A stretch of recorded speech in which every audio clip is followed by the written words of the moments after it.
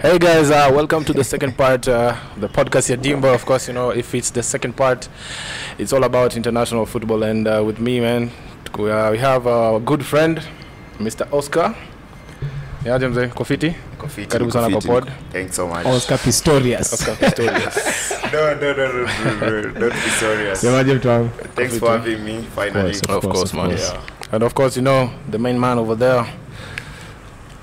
Nakwaje mtu wangu Kofiti kobie baadaye mimi hapa nadili na wasa wa Nairobi sasa as it is because umse alikuwa amehamia Nairobi for like 2 weeks mzee mambo ni raha bana mambo raha wewe mnakwambia utembelee unafanya tu mchezo sure. Events za mapiano tu buda watu walali mzee kila Sunday kuna event ya mapiano mpaka ni unashangaa baba shida ni mado ati kama last weekend kulikuwa na umse anaitwa Maforiza ya. Maporiza tiko tatu kwa gate 25 ilikuwa 25 tatu 25 bana alikamna ule mse mwingine mkali yeah walikamna hiyo group yao tesjo wa Scorpion Kings ama kitu kama hiyo yeah but it was fun kama sisi kama uko familiar with that sound yeah like yeah I do ujamaa alinifanya kwa fun ni okay kuna wase wana throw shade wanasema ati ama mapiano ni kama Gengetoni ya South Africa ilifika tu time kila mtu alikuwa anasikiza ama piano so maybe I don't know but within time though I think like wali notice there was a niche like in the music market then I can notice okay let's put it out there and it has worked for them and it's a sound it's an original sound we vibe to it yeah it's good and then again it's a traditional sound so it's true traditional muziki ya Kiafrika yani muziki safi and music evolved so whatever a new sound that you get hold on to just vibe into it and we cool hivyo tu mzee ndio anyway guys we are at the Waterback Hotel to go up by the poolside. This is the first time actually we are shooting outside the Rumors bar and of course like I said we are happy to have Oscar come on and Aleki was supposed to come on. Didn't happen. Aleki has something like really pressing like you know the event originally happens in Nairobi but this is the first time it's happening in Nakuru. There's a few things that you need to sort out. My logistics. I think the last time we were in Mombasa. Not last time. That was like I think 2019 December. We were in Mombasa. The last edition was in Nairobi. So this is the first time he's actually coming to Nakuru. So he has a few things to really sort out. So guys, the next episode is coming tomorrow. So you're welcome. Well, make sure you follow us on all the socials. Come with your fans. Okay, right, Cindy. Of course, remember to check out Checkdown Tours on all the socials. Wangalia Instagram, Facebook for all your camping tours. Nini. Hizo zote, Cindy. And guys, to the business of the day, man. Of course, we know any podcast ya Dimba, so it's all about football. And of course, tomorrow we'll be playing at the KOT5 side. Ourselves as the podcast ya Dimba crew. Kibanda PYD crew. Team Kali sana. Team inakuja kukubeba tona. No cap. Kwa msewa Chuo Mtisa hapa hivi. Chuo Mtisa. Chuo FC. Chuo Mtisa is one of my Mtisa ni rapper bana. One of our good friends, a really good rapper. You can check him out also on Instagram, Facebook, nini. So guys, this weekend Buddha. We have the Nini. So one of the most exciting fixtures in the English Premier League. So the Manchester Derby of course. Unasahau ulikuwa fan wa Man U side na wewe ni fan wa Man City. Tu bure hata aujui derby au kweli ni gani. He's a fan of football. Well, as he says, okay. I mean, CCLA vile me who manage to set up every week with Manchester United fans, bro, but you asked for it. You has like 37 fans worldwide, so chill, Buddha. And in Kenya, it's like you struggle to find even 2 fans of Man City. I'll tell you this.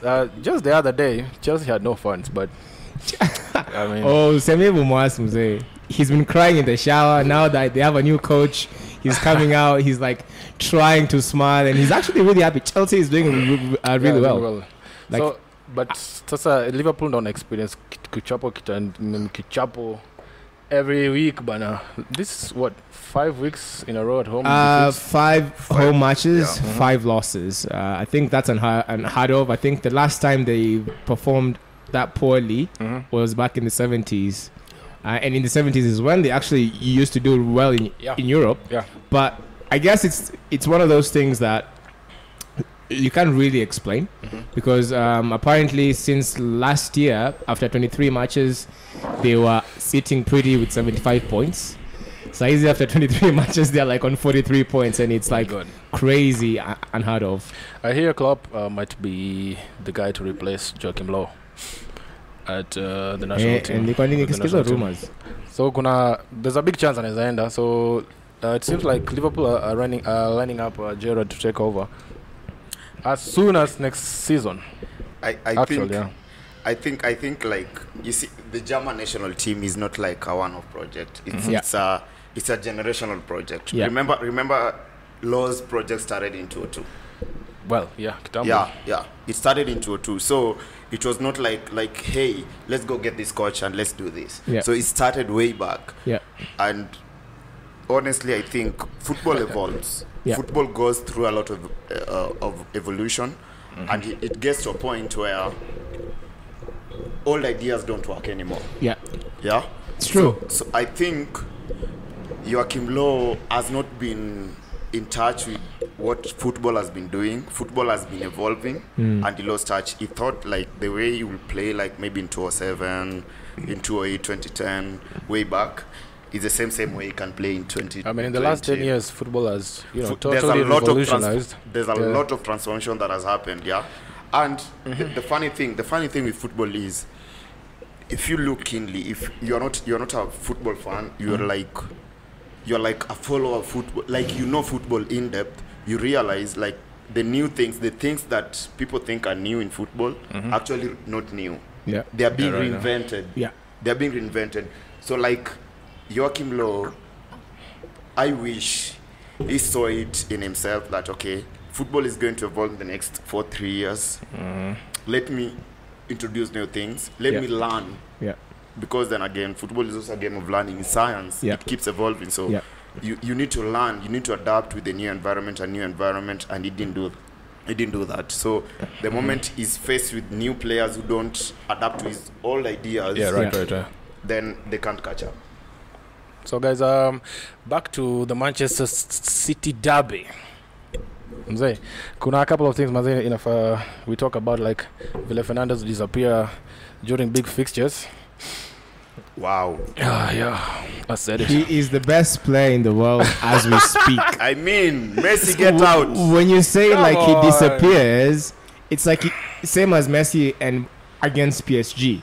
Messi is the best player the world has ever seen. But because sometimes when you play a team which came more prepared, is in better shape, is in better form, Messi will not look like the Messi himself. So sometimes when Manchester United is struggling, we can't always rely on Bruno Fernandes on every single match. Let's just be fair. Nyinyi, if anything, Msoa City mia hizi niambia story ya kuchoka. Na nyinyi mlichoka Champions League 3 seasons zikifuatana. Wewe sasa unafai kubonga story ya kuchoka. 3 weeks ago you were all over the moon. Oh, top of the table nini bullshit for like 2 weeks. No. Were we not? We finished on the table after Christmas, so I don't know what you want from us. Now look at you guys, man. Okay, so 12 points adrift. We were on a high because when you look at our previous seasons, we've always struggled, finishing in the top 4. And Man City at top 4. So when we were actually doing well from the beginning of the season, up to mid-season, it's not crazy for us to be more excited about maybe if we can replicate the same form towards the second half of the fixtures, we have a chance of winning the title, and that's why we were so excited. But obviously, Man U, it came and it was more of a reality when we started performing poorly and drawing some games which we were supposed to win. We were supposed to win. Like a few days ago against Palace. That must have been the most boringest game I've ever seen in my life. Mazima kanilala. Nashaka sasa hii niendelee kuwatch nikasirisha manilala. Mimi msema mimi nikalala ikesha deal nila ni vizuri. Well, Oscar here used to be a big critique of Fred. These days, you may change my mind. Yeah, because I think when you come to United, there's expectation that comes with it. Yeah. You don't just walk into a big team and you play like you're playing at Arsenal. Yeah. Okay, I'm sorry to put it out there. Yeah, it's Oh my God. Yeah, Katim. Team Dogo, yeah, yeah. Katim. You don't walk into United and expect no expectations. Exactly. There's a lot of That's the expectations that best comes with example, you. yeah. And Fred coming into that team, first of all, there are qualities that he came with, like tap that he came with. Yeah. First, is Brazilian. For you to play Brazilian football in Europe, you have to be exceptional. Yeah. You're right. Same as Neymar. Yeah, you have to be exceptional. Like you have to be some Neymar level of football. So you guys were drawn with AC Milan for the next round, the Europa League. Before we get to whatever happens in that match, the other day, Ibra is still injured, right? Yeah, he's injured here. Yeah, He'll be out for that fixture. Yeah. Well, he said a couple of things about LeBron James last week. Akasema the guy should keep off politics. What do you think about that, guys? Manager, your story. You go first.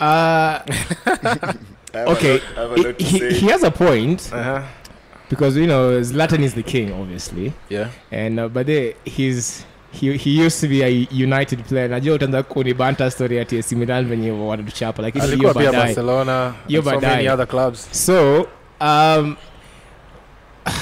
think it's the same issue with when Colin Kaepernick took the knee for the first time in the NFL, and people were saying, "Oh, you're a football player. You're making millions of dollars. You have a good life.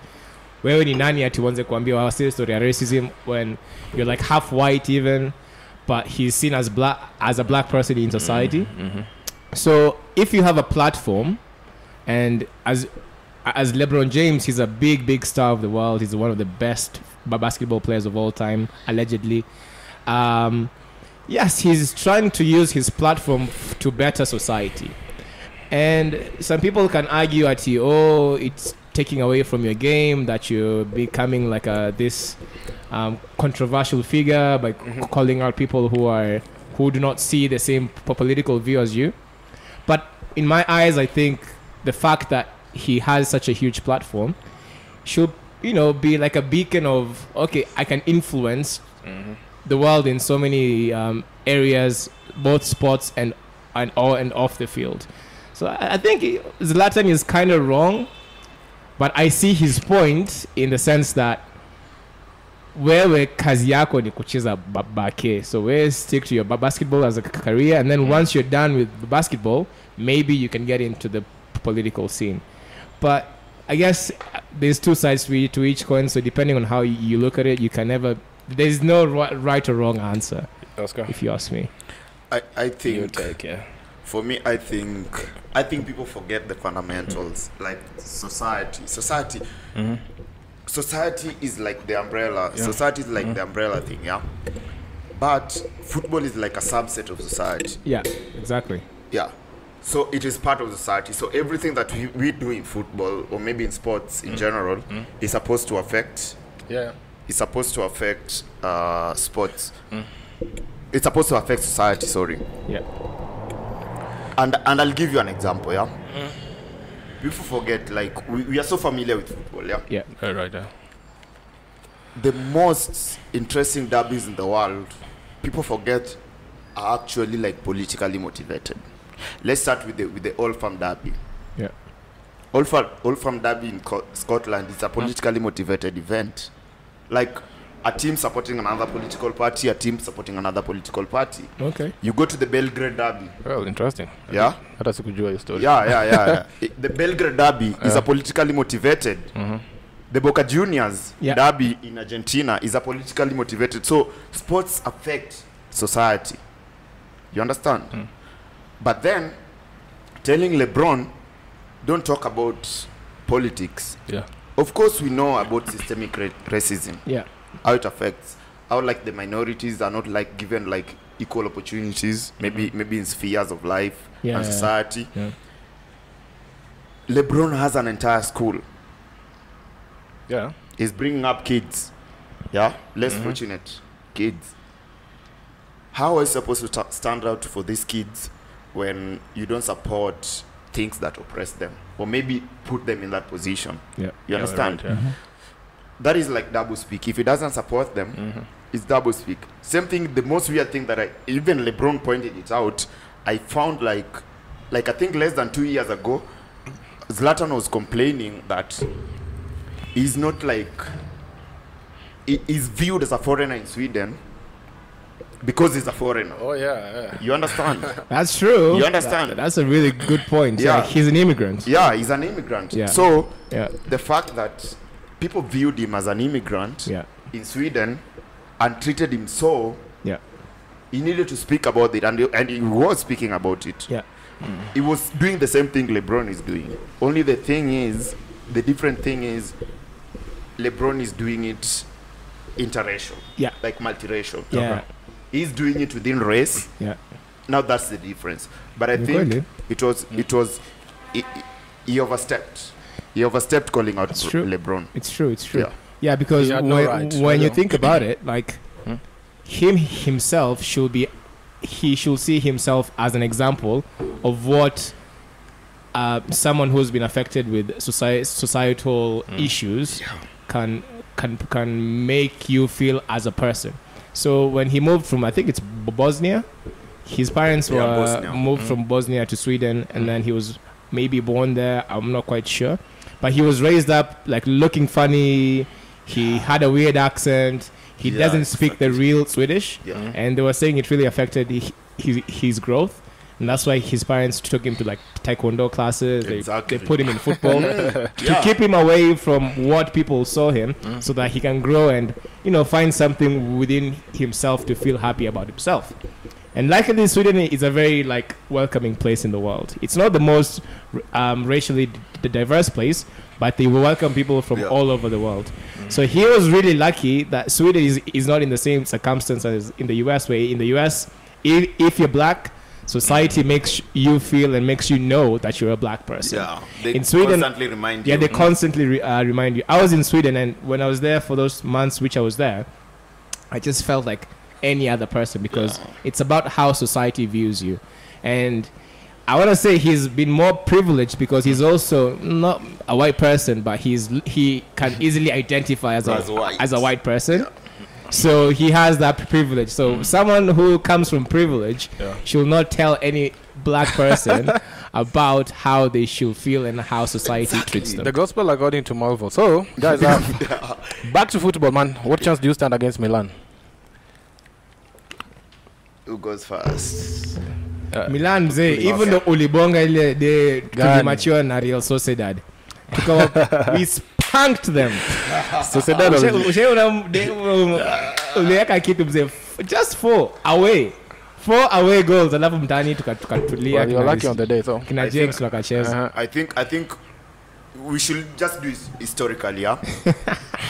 what we are facing against Milan is the same thing we were facing against Milan. Remember when Rooney had an injury? He was coming back. Yep. Carrick had a broken foot. He was coming back and he played the entire match. And it was only revealed later, like, okay, Carrick played with a broken foot. Yeah. So I think we are going into that Milan game against an opponent that is scared of an opponent. They are scared of United. Yeah. Well, Milan right now are not at the best. If you guys had drawn them earlier on into the season, we could have lost that game. I couldn't have let them stand a chance. But right now, maybe you might have a chance. You see, I hate it when you Man City fake plastic fans talk shit about United.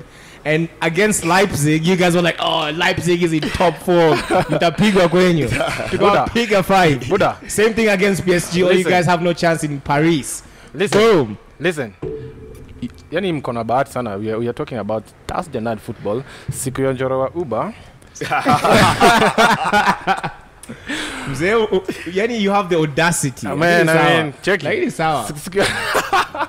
The hell. Usoi sawa when choke against Lyon. That was like the perfect fixture.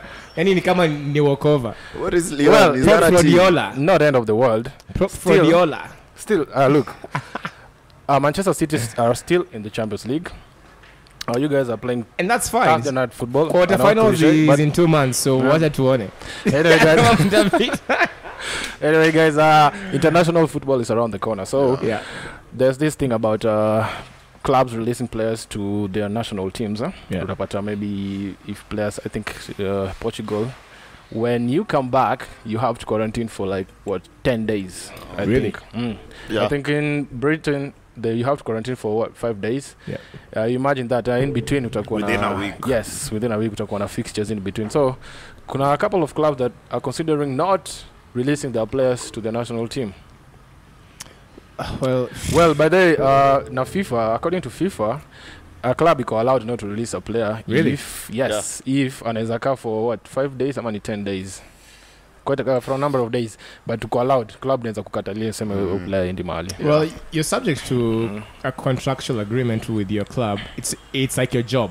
So if anything, the way they allow players to go out in international duty, naonanga inakwanga out of goodwill.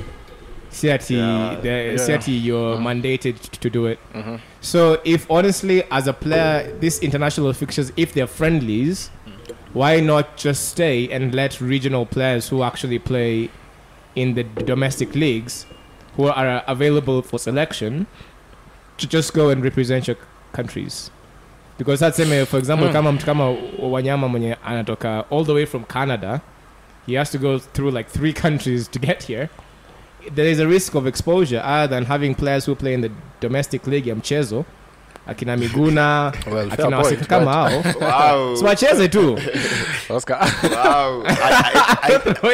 Okay, he has a point. I'm just saying. So wako tu hapo. It makes a valid point, because I think it also provides, like, the medicine world provides an opportunity for homegrown players. Yeah, exactly. How weird. Exactly. So I think it's always like a trust of how we can better our regional leagues, our homegrown talent. Yeah, right. Yeah. Like when we cannot access our foreign talents, what can we do with what we have here? Exactly. Yeah. Exactly. So, and it's equally as entertaining. Right. You know, we played with you matches like. We played, like, I think the game we played, I think around way back, I think in 2014 against I think Ulinzi Warriors. That was an entertaining game. Like, someone could confuse it for like a Premier League game, yeah, like exactly. top table clash. Yeah, because of the competition, entertainment. Yeah, like it's a mature game. You enjoy, you look at talents, you marvel, and you see, okay, that's just some really good talent. Yeah. Honestly, if you ask me, the lower leagues in Kenya are more entertaining than the top league. That's true. Like if you go watch a Div 2 or a Div 1 game, like in Nairobi, for example, there's more fans at the stadium than KCB can ever pull, than Zoo can ever pull, than Sofapaka can ever pull. Like, I mean, did you see those community tournaments like the one ilikuwa Kakamega? Chris Darling Cup, Chris Darling Cup, there's another one. Malala. Yes, exactly. Yeah. Kotbiro. Nakuru has the most. Okay. Mswakibi chata anajua. Apart from Kotbiro, Nakuru has, I think, based on my own analysis, I think Nakuru has the second best, most prominent community competition or tournament ever. Yeah. Interested. Interested is like really huge. It's true. Yeah. For the past, I think 7-8 years, it has put like talent like. Okay, I won't mention names, but I've seen people come from other countries to come and play in that tournament. Oh, really? So, yeah. Please do mention. My international. Wawagani hao we had a Zambian international. Okay. Yeah. But kulikuwa na wale wa Nigeria walikuwa some Nigerians. Yeah. Suleiman and the other guy, I can't remember his name. So it's pretty huge, and honestly, I feel, and me coming to Nakuru today, please forgive me, let me talk about this. Karibu nyumbani. I think Nakuru has been, like, Nakuru is like my second home, apart from Coast, apart from Mombasa, that is. But I think Nakuru has been underutilized when it comes to football. There's a lot of good talents, Absolutely. There's a lot of good talent, and I don't need to go and fish talents and examples out there. There are people you played with. Yeah, right. Oh, look who just walked in. Gerard. You're welcome. Salimia watu. Hi guys. You're welcome. You can have a seat. Yeah, of course. Yes. You can have a seat. Pull the chair. I know you missed me. Come sit next to me. Sawa. So like, you don't need to fish for examples. Yeah. Yeah. I'll give you an example. In 2014, we had a guy who was called Ngeno. Yeah. Yeah. That guy was flying high. Like, He was so good. he was in our team, Yeah, he was so good. but we were fans of him. Like, who the hell is this? Yeah. You know? Yeah. He was so good. He was so good. Yeah. Where did that talent He was end? a bad man. Where did that talent end? Exactly. Yeah, I think this now comes to like structural Yeah. issues with football here. Yeah.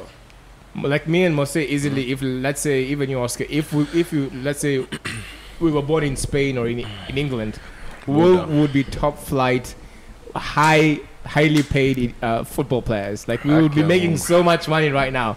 But the fact that we were chose to be born here in a country ya mchezo. It happens. Hizi vimefanyika, so Hizi vitu zilifanyika, yeah. So ilifanyika.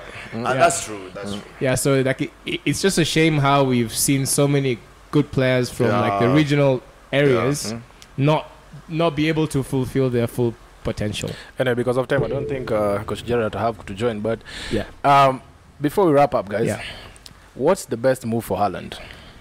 The best move for Haaland? Yes, I would say Chelsea. Actually, I would say Chelsea would be the best move for him.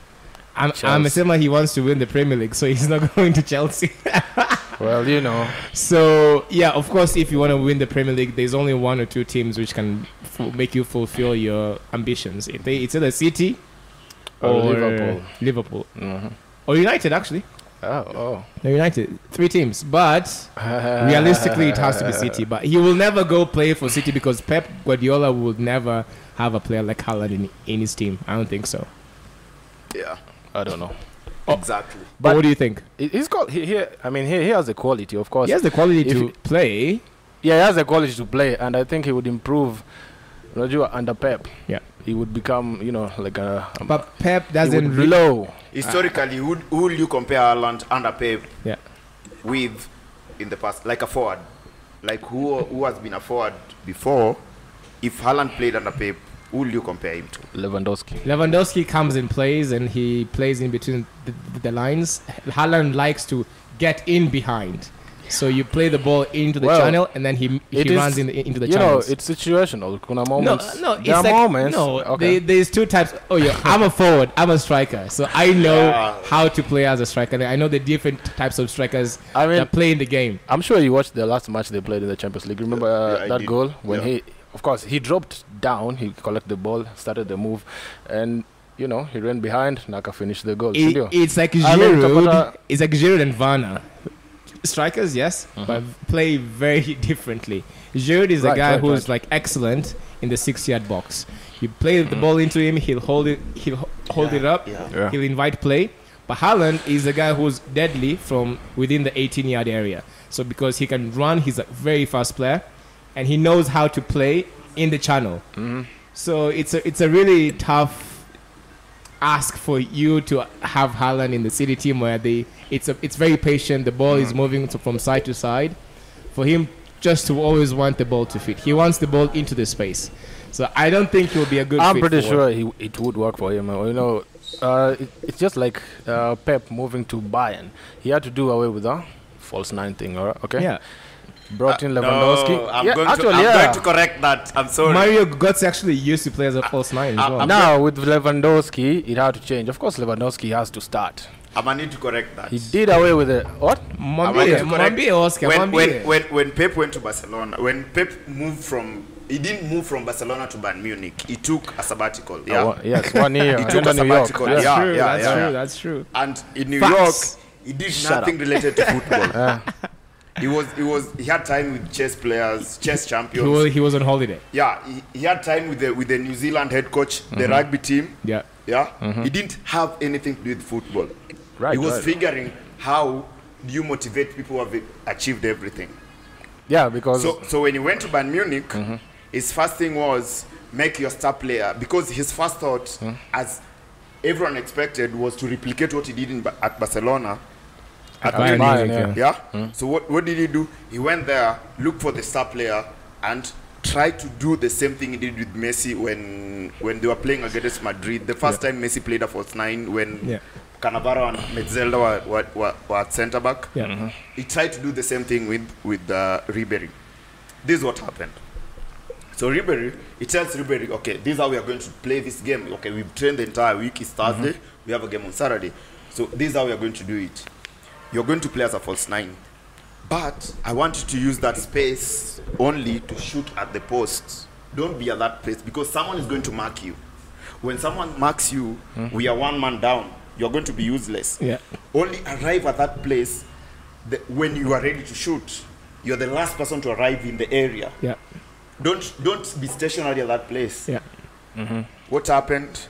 Ribery was at the flanks, trying to dribble people the entire match. And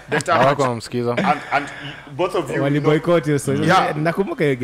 both of you know when you have Ribery and Robben in a team, you're obviously going to play wide. Yeah. Because they are players who likes to stretch opponents. Yeah.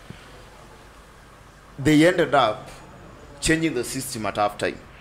And that's how it failed. So what Pep did was, when he went to Bayern Munich, he thought it was so easy for him to replicate what he did at Barcelona at Bayern Munich. Then he realized, after a few games, actually I need to learn from these people. How is German football being played? Yeah. Yeah? It's true. How is German football being played? And along the season, and one of the most obvious statistics that people actually really missed was there was a time the entire Bayern centre back was injured. Some had injuries, some were suspended. Most of them had injuries. Yeah, but Suba had injuries, Boateng had injuries. So Pep had a difficulty of, okay, who do I play in this position? Yeah. He picked Joshua Kimmich and David Alaba to play in that position, the centre back. In top 5 leagues in Europe, they considered the least goals in Europe. None of them are defenders. Because by then, Alaba was not even a defender. Yeah. He was a midfielder. Joshua Kimmich wasn't a defender at that time. He was a midfielder. Yeah. But they considered the least goals in Europe. Yeah? Same thing that Liverpool fans are crying that, okay, Van Dijk is injured and everything. It's not an excuse. It's not an excuse.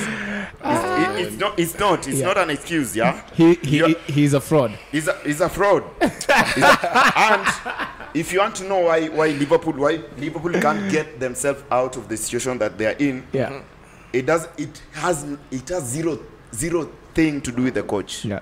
It has everything to do with the mentality and the quality of the players because they do the same thing. Facts. They do the same thing. They do the same thing. There are times. Look at if I ask you today, what system do you identify City with? Well, anyone would say a 4-3-3, but on paper 4-3-3, but on the field.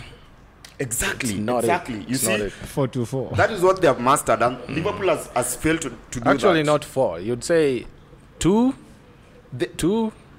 They have played with 3.5 at the back. 2-4-4. They have played with 3.5 at the back. Yeah. They have played with 3.5 at the back. They have played with half positions upfield. But it depends here with the personnel. Exactly. Yeah. So Liverpool has always had that like a template thing of playing football.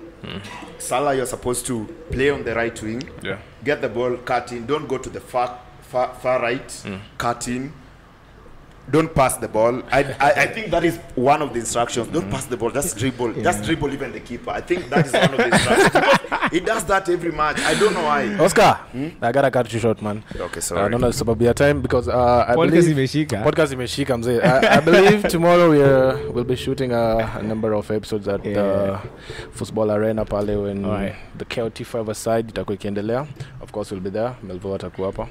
Everyone, and behind the scenes tuko na our camera guy, Mr. Anderson. From us, it's been real. Musa, you can check me out after pale Instagram, Twitter. Of course, Melvo atakupata wapi mzee?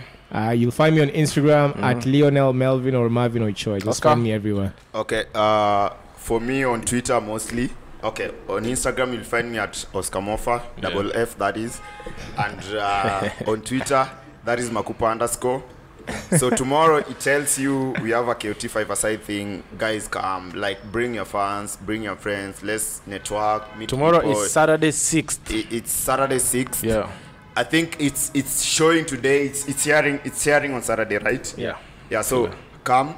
It's a social event. Everyone is welcome. Just come and enjoy, have a good time, network, know people, and have a good time. Okay. And we promise you're going to entertain you. Yeah. From us at the Waterback Hotel, it's been real. Catch you on the next one. Peace. Cheers.